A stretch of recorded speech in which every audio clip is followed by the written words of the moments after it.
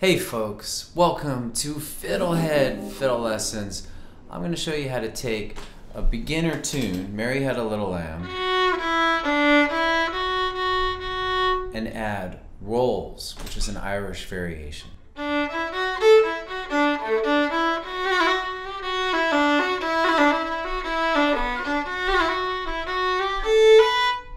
So, Mary Had a Little Lamb is kind of a dorky beginner tune, but at the same time, it's an amazing tune. It's a cool melody, and everybody knows it, so it's a good way to practice things that are difficult, like these harder Irish ornaments, okay? So now that you kind of get the idea of what it's about, let's learn how to do it. So this particular variation, along with the cuts variation I teach and the triplets, are all based on a root variation called the melodic variation for this tune, which roughly goes.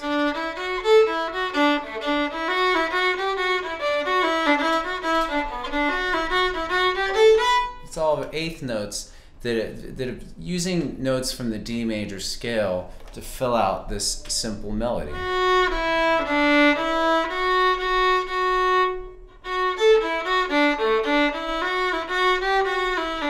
Can you kind of hear the original melody in the variation?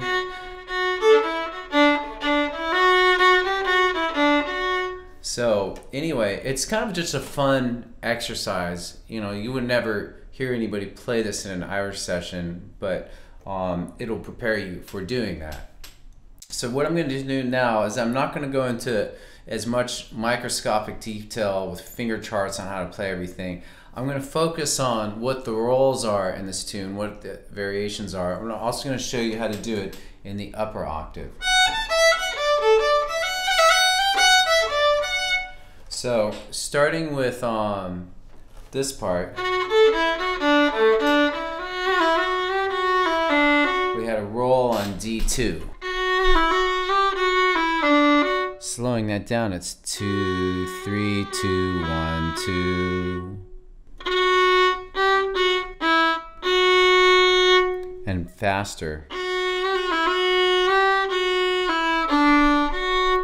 Cool. Let's take a moment and loop that one little bit together. 3, 4. And repeat.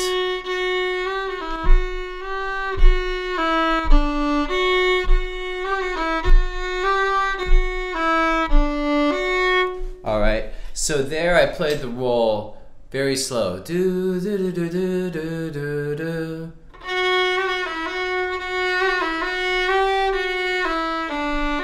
As you get more proficient with it, let your fingers just sort of fly more through it.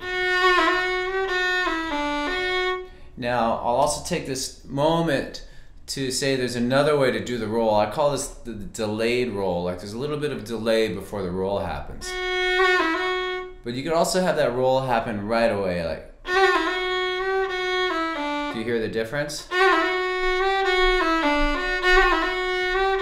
And the way I tend to do it is, that feels natural and kind of swings to me, so I tend to do it that way. And we'll do the same thing on the next bar based on D1. And there the roll is D1, 2, 1, open, back to 1. Here it is again, slow.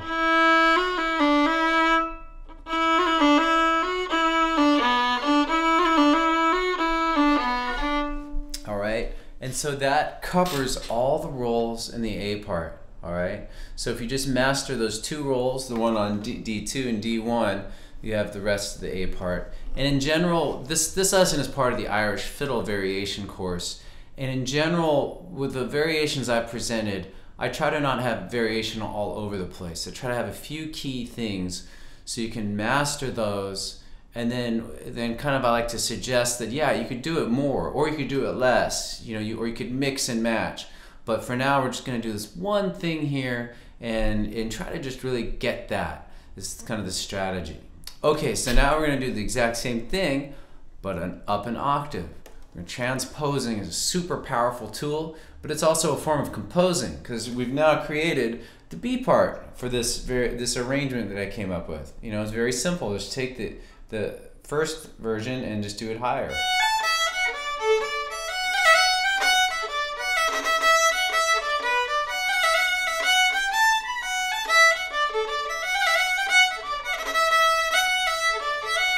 So on. So there is one little difference between the upper and the lower octave, which I'll explain in a minute. But so here our first roll will be based on E1, and it'll be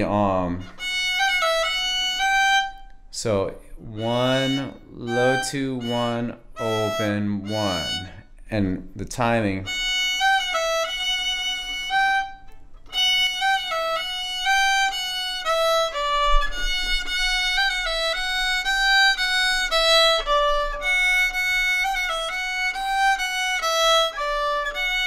Does that make sense? And you just speed it up.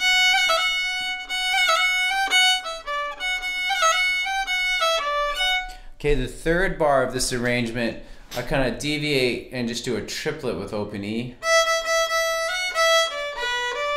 Because in order to do a roll on E, you'd have to kind of go into.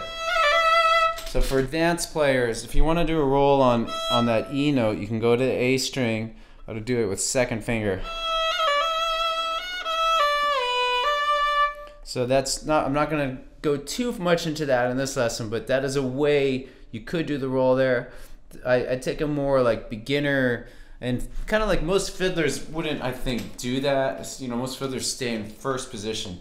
So the way I arranged it was just to kind of do a triplet there instead. Here's that bar again. Recall that in the lower octave we did a roll there.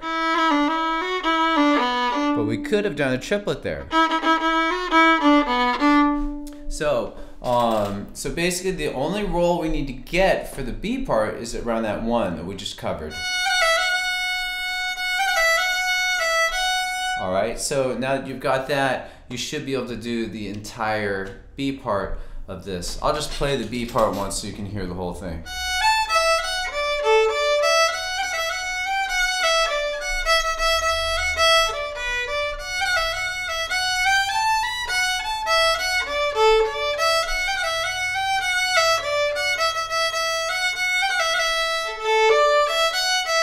Let me do the fourth quarter again. Cool. So that's that. I hope it's helpful. I suggested something in the cuts video that I want to suggest here too, which is that once you get the lower octave and the upper octave, a great practice is to alternate between phrases from each. So what that means is I take the first phrase of the low octave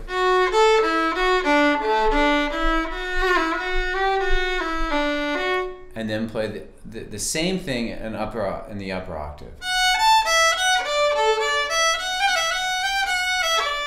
It's a way of doing call and response with yourself. It's like you're having the low strings or having a conversation with the high strings.